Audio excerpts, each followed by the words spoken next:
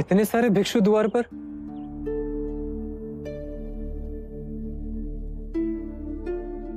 प्रणाम महादेवी। आप यहाँ इस दशा में? पुत्र आनंद, भिक्षुक बनने का अधिकार केवल पुरुष का तो नहीं, और मुझे इतना तो ज्ञात है कि मुक्ति के मार्ग पर बुद्ध किसी के साथ भेदभाव नहीं करेंगे।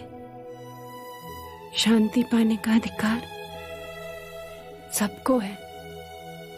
बुद्ध ने स्वयं कहा है, धनी, निर्धन, छूत, अछूत सब संघ में आ सकते हैं।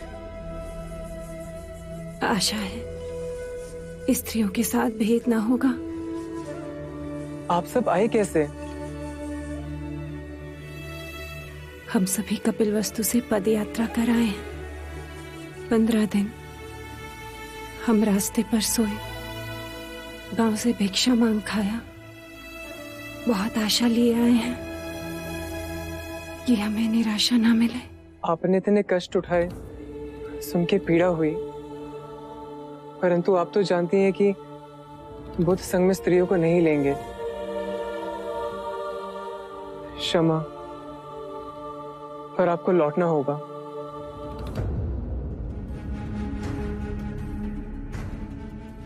हम बहुत दूर से आए हैं, अब लौटेंगे नहीं। और हमने ये सिद्ध कर दिया कि हम भी भिक्षुक की भांति सब त्याग सकते हैं। हम पर कृपा करो, बुद्ध के पास हमारा निवेदन ले जाओ। हमें हमारे दुख से निवारण केवल इसलिए ना मिलेगा क्योंकि हम स्त्री हैं। हमें भी अधिकार है निर्वाण पाने का। बुद्ध से हमारे लिए विनती करो, हमारे दुख का व्याख्यान करो। जिस बुद्ध के हृदय में सारे संसार के लिए इतनी करुणा है, वो हम पर भी करुणा अवश्य बरसाएंगे। आप यहाँ विश्राम कीजिए, मैं तुरंत बुद्ध के पास जा आपका निवेदन उन्हें देता हूँ। मैं वचन देता हूँ कि जो बन पड़ेगा करूंगा।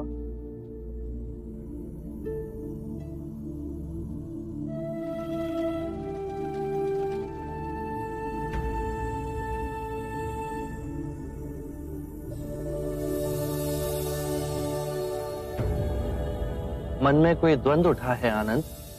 एक प्रश्न है, क्या स्त्रियों में भी क्षमता है कि वो साधना कर सके, समाधि पा सके, अरिहंत बन सके?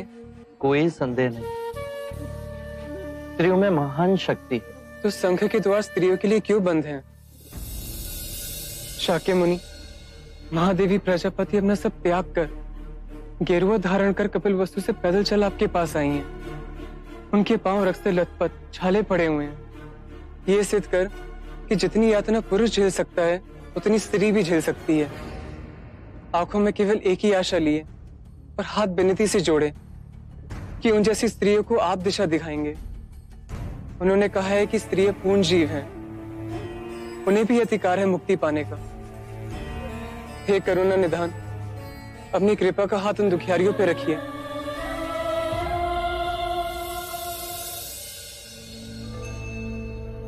सरिपुत, अनिरुद्ध, मोगलाना और महाकश्यप को बुलाइए।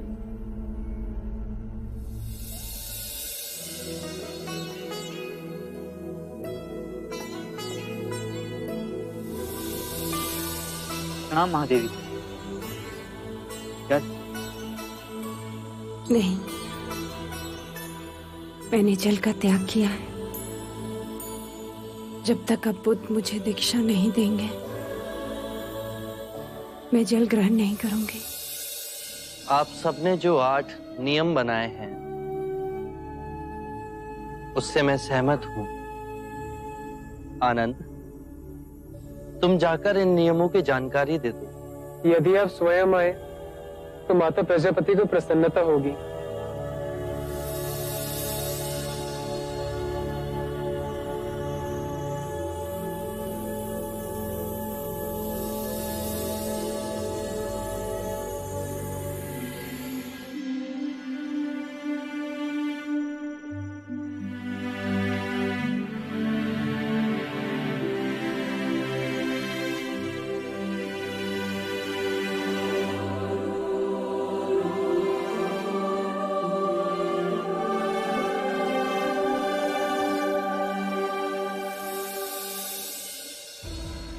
मैंने और मेरे संघ के विचारशील भिक्षुओं ने आपकी विनती स्वीकार कर 8 नियम बनाए।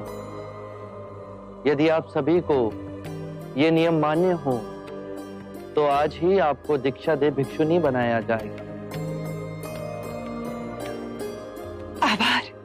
ये नियम आपको आनंद समझाएंगे। कृपया कर ध्यान से सुनिए। 1, भिक्षुणी सदैव दूसरी भिक्षुणी को सम्मान देगी, चाहे वो आयु में उनसे बड़ी हो या उनसे साधना में अधिक वर्ष लगाए हों। 2, 3 माह के एकांतवास में भिक्षुणी का समुदाय भिक्षु के समुदाय के निकट रहेगा, जिससे वो भिक्षु से आध्यात्मिक ज्ञान और अध्ययन में सहायता ले सके। 3, माह में 2 बार भिक्षुणी समुदाय किसी प्रतिनिधि के द्वारा भिक्षु को आमंत्रित करेंगी, जो कि तय करे कि उपासना उपवास का दिन कौन सा हो। 4, वर्षा ऋतु के एकांतवास पश्चात भिक्षुनियां पावन के लिए आएंगी। ये दिवस बोधिसत्व का पावन दिन 11वें माह की पूर्णमासी को मनाया जाएगा। इस दिन कोई भी वाद विवाद जो दुर्भाग्य से उठ खड़ा हुआ हो, उसका निवारण होगा। इस पावन दिवस भिक्षुनियां अपने आत्म मार्ग के अभ्यास का लेखा जोखा भिक्षुनियों के समक्ष ही नहीं, अपितु भिक्षुओं के समक्ष भी रखेंगी।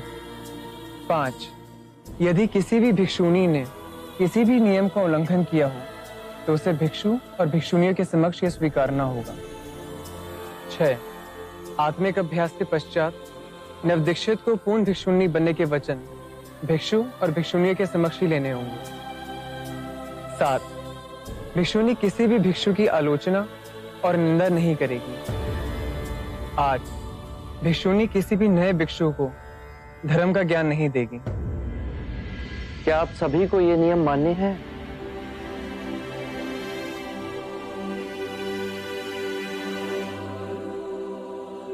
हाँ, हमें ये सारे नियम मान्य हैं और हम अंतर मन से इन नियमों का पालन करेंगे। आप बस हमें दीक्षा दे दें। आप सभी भोजन और स्नान करके आइए। आज ही आपको दीक्षा दी जाएगी।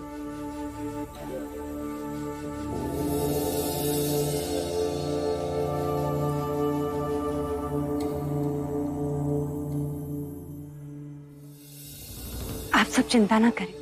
ये नियम इसलिए बनाए गए हैं ताकि संघ के संचालन में कोई बाधा ना हो, कोई उपद्रव खड़ा ना हो। इन नियमों का पालन कर हम आध्यात्मिक पथ पर आगे बढ़ेंगे। स्त्रियों को आज तक जिस मुक्ति से वंचित रखा गया, वो आज हमें मिलने जा रही है। बुद्ध के इस कदम से हम सभी को मोक्ष में पुरुष के बराबर का हिस्सा मिलेगा।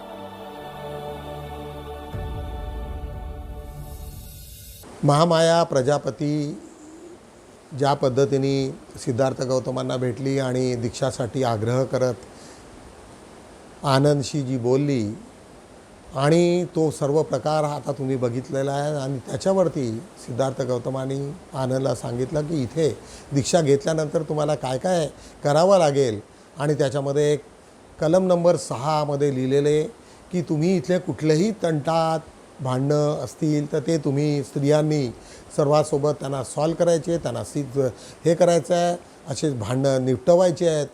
आज बघा, आज 2500 वर्षापूर्वी ही प्रथा होती की भांडणं मिटवण्याचा एक दिवस असला पाहिजे। आज अनेक लोक जे दुःखी कष्टी आहेत, वारंवार वर्षानुवर्ष कोर्टामध्ये केसेस आहेत, परंतु भिक्षू संघाने जर अशी काहीतरी हे केली की बा तुमचे जे काही भांडणं असतील तर आज तुम्ही याच्या इथे या।